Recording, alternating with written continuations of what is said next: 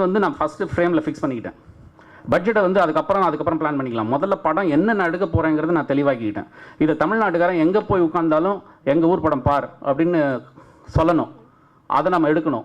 அதை எடுக்கிறதுனா இப்போ எனக்கு அதுக்கு ஒரு எனக்கு நான் ஒவ்வொரு ஃப்ரேம் பை ஃப்ரேம் நான் டிஸ்கஸ் பண்ணிகிட்டு இருக்கேன் இவர்கிட்ட. சார் இது டைரக்ஷனுக்கு வரும் சார், நீங்கள் பேசுகிற மாதிரிலாம் டைரக்ஷனை பிடிக்கணுன்னா நீங்கள் பேசாமல் நீங்களே பண்ணிவிடுங்க, நானே உங்களுக்கு எடுத்து கொடுத்துறேன். உங்களுக்கு வேணால் உங்களுக்கு சூப்பர்வைஷன் தான் உங்களுக்கு தேவைப்படுது, நீங்கள் வந்து வெளியில் போய் தேடாதீங்க. நீங்கள் சொல்கிற ஒவ்வொன்று இப்போ எனக்கு ஓப்பனிங் ஷாட்டே எனக்கு ஹெலிகாமில் மேலேருந்து அப்படி சென்னையை இது வரைக்கும் சினிமாவில் தமிழ்நாட்டில் இது வரைக்கும் தமிழ் படத்தில் காட்டியிருக்கக்கூடாது. எனக்கு அந்த மாதிரி ஷாட் வேணும். படம் ஓப்பனிங் 5 நிமிஷத்துலேயே படம் மிரண்டுடணும். ஏன்னா படம் ஓப்பனிங் 5 நிமிஷத்தில் ஆடியன்ஸ் கதைக்குள்ளே போயிடணும். எனக்கு இப்படி ஷார்ட்ஸ் வேணும் அப்படின்றேன். சார் இந்த மாதிரிலாம் நீங்கள் பேசுனீங்கன்னா நீங்களே டைரக்ட் பண்ணிவிடுங்கன்னாரு. இல்லை சார், எனக்கு அது உங்கள் டெர்மினாலஜியில் எனக்கு தெரியாது, ஆக்ஷன் கட்டு நான் சொல்லிக்கிறேன், நீங்கள் என்ன வேணுங்கிறத என்கிட்ட சொல்லுங்கள் அப்படின்னு. சார் அதுக்கப்புறம் இந்த மாதிரிலாம் ஷார்ட் வேணால் நமக்கு அதுக்கு சரியான நாள் அரவிந்த் கமல்நாதன் தான் சஜஸ்ட் பண்ணார். அப்போ அரவிந்த் கமல்நாதன் போனால் அவர் வந்து வெறும் ஹெலிகாம் மட்டும்தான் பண்ணிகிட்டு இருக்காரு. அவர் வந்து துறவரம் மாதிரி டிஓபி விட்டு அவர் ஒரு 10 வருஷம் ஆச்சு. அவர் வந்து கடைசி தீனா பண்ணார். அதுக்கப்புறம் என்ன பண்ணார்னு எனக்கு தெரியாது. தீனா தான் கடைசி. அதுக்கப்புறம் நிறையா பண்ணினார். ஆனால் எனக்கு ரிஜிஸ்டர் ஆனது அஜித்குமார் சார் படம் தீனா வந்து எனக்கு ரொம்ப ஸ்ட்ராங்காக ரிஜிஸ்டர் ஆச்சு. அதில் பார்த்தீங்கன்னா லைட்டிங் ரொம்ப டிஃப்ரெண்ட்டாக இருக்கும். இவர் முழு படத்துக்கே பண்ண என்ன, இவர் எதுக்கு வெறும் ஹெலிகாம் பண்ணிட்டு இருக்காரு. அவரை கூப்பிட்டு ஃபுல்லாக பண்ணினா தான் எனக்கு அந்த ஓப்பனிங்கில் கிடைக்கிற மிரட்டல் எனக்கு கிடைக்கும். ஏன்னா ஒவ்வொரு ஃப்ரேம் பை ஃப்ரேம் நீங்களே பார்த்துருப்பீங்க. நானே சொல்ல இந்த படத்தை பற்றி நானே சொல்லிக்க வேணாம். நீங்கள் ஒரு 3 சாங் பார்த்தீங்க இல்லையா, ட்ரைலர் பார்த்துருப்பீங்க. அந்த கலர் வேணும். அதே மாதிரி இந்த படத்தை நான் வந்து 3000 வருஷத்துக்கு பின்னால் கொண்டு வரணும். அதையும் ஒரு பார்த்துருப்பீங்க. அது ஒரு கிளாடியேட்டர் டோனில் வந்து ஒரு இதை கொடுத்து அந்த இடத்துல வந்து எடிட் பண்ணிகிட்டு இருக்கும்போது மாருதி கிருஷ் பண்ணிகிட்டு இருக்கும்போது இந்த அப்போ அவருக்கு தெரியாது, எடிட் மட்டும் பண்ணிகிட்டு இருக்கும்போது அப்புறம் கொண்டு வந்து அந்த சாங்கை கொண்டு வந்து அங்கே ப்ளேஸ் பண்ணோம், மாண்டேஜ் சாங் மாதிரி. அவர் எடிட் பண்ணிகிட்டு இருக்கும்போது எழுந்திரிச்சு வெளில ஓடி போயிட்டார். சார் இதை கேட்கும்போது எனக்குலாம் கொஞ்சம் நேரம் நான் கீழே இறங்கி வரேன், எனக்கு கொஞ்சம் எக்ஸைட்மெண்ட்டுக்கு போயிட்டேன், கொஞ்சம் அப்படியே ஒரு மாதிரி இருக்குது, நான் எனக்கு ஒரு 5 மினிட்ஸ் டைம் கொடுங்க அப்படின்ட்டு வெளில ஓடி போயிட்டு அதுக்கப்புறம் தான் ஓடி வந்தார். அதை பண்ணும்போதே ஆக்சுவலி லெனின் ஸ்கார் ஸ்கூல்லேருந்து வந்தவர் அவர். லெனின் சாரும் கடைசியாக கொஞ்சம் பார்த்துட்டு அங்கங்கே அவருடைய டச்சிங் படத்தில் இருக்கும். ஏன்னா அப்போ தான் நான் ரியலைஸ் பண்ணேன், ஒரு படம் 3 இடத்துல உருவாகுதுன்னு சொல்லுவாங்க இல்லையா. அந்த ஸ்கிரிப்டில் ஒன்று, எக்ஸிக்யூஷன் அப்போ ஒன்று, எடிட்டர் டேபிளில் திரும்ப கதை ஃபார்ம் ஆகுதுங்கிறத அதை வந்து அப்போ தான் கண் கூட பார்த்தேன்.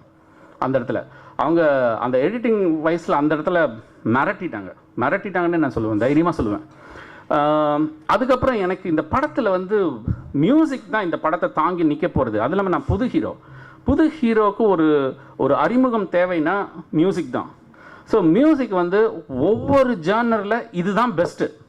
எனக்கு அதில் எந்த காம்ப்ரமைஸும் கிடையாது. அவர் சொன்ன மாதிரி எனக்கு இந்த பூம்பு மாமா வந்து ஃபஸ்ட்டு அவர் 4-5 பேரை வச்சு போட்டு காமிச்சார். எனக்கு வந்து காம்ப்ரமைஸாக இல்லை.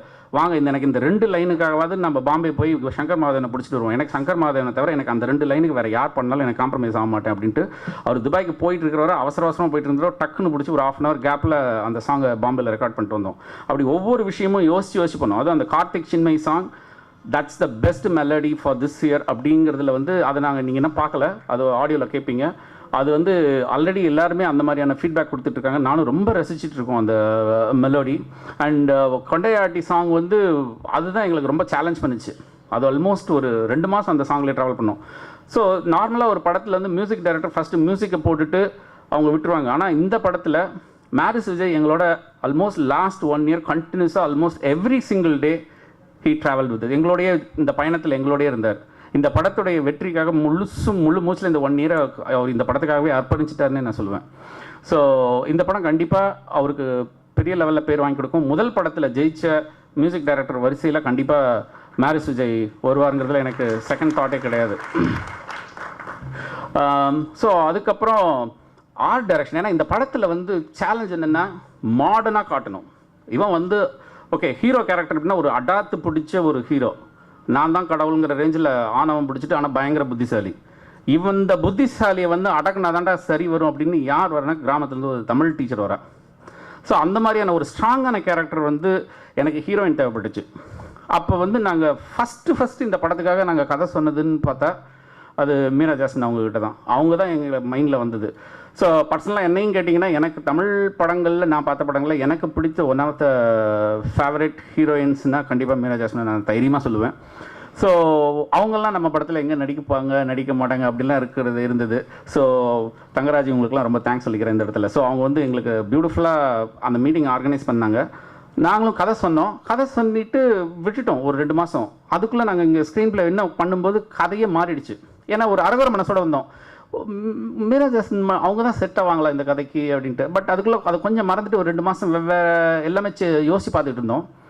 ஆனால் இப்போ கதை அப்படியே வேறு ரூபத்துக்கு அந்த ஒரு 2-3 மாதத்தில் ட்ராவல் ஆகி வேறு ஒரு பொசிஷனில் வந்து நிற்கும்போது இவங்களும் பல ஹீரோயின்ஸுக்கு வந்து பார்த்தாங்க. எல்லாருக்கும் எனக்கு அந்த கேரக்டரை அவங்கள பார்க்கவே முடியல. அப்புறம் சரின்ட்டு அவங்க புது ஹீரோயின்ஸும் கொண்டு வந்தாங்க. எனக்கு அது இந்த கேரக்டர் வந்து புதுசாக யாராவது பண்ணுவாங்களா அப்படிங்கிறதுலையும் எனக்கு பயம் வர வந்துச்சு. அப்புறம் அச்சோ நம்ம ஃபஸ்ட்டு பார்த்தோமே மீரா ஜாஸ்மின் அப்படின்ட்டு திரும்ப அவங்க இன்ட்ரெஸ்ட் இருப்பாங்களா இல்லைன்னு திரும்ப கேட்கும்போது ஃபார்ச்சுனேட்லி ஐம் ஸோ ஹாப்பி அவங்க வந்து இந்த கேரக்டர் பண்ணுறதை அக்செப்ட் பண்ணிட்டாங்க. ஏன்னா இந்த கேரக்டரில் நீங்கள் படம் பார்த்தோன்னே நீங்களே சொல்லுவீங்க, இந்த கேரக்டரில் அவங்கள தவிர வேறு யாருமே ஜஸ்டிஃபை பண்ண முடியுமான்னு எனக்கு தெரியல. ஒரு கிராமத்துலேருந்து வர ஒரு ஸ்ட்ராங்கான தமிழ் டீச்சர், இந்த விஞ்ஞான சாய்க்கரண்டா அப்படிங்கிற ரேஞ்சில் வர்ற ஒரு கேரக்டர், அதே சமயத்தில் துடுக்குத்தனம் பயங்கரமாக இருக்கும் அவங்களில். ஐ திங்க் ரன் சண்டைக்கோழிக்கு அப்புறம் எனக்கு தெரிஞ்சு மீரா ஜாஸ்மின் அவங்களுக்கு இந்த படம் நல்ல பேர் வாங்கி கொடுக்கும் அப்படிங்கிறதுல எனக்கு ரொம்ப நம்பிக்கை இருக்குது. அதுக்கப்புறம்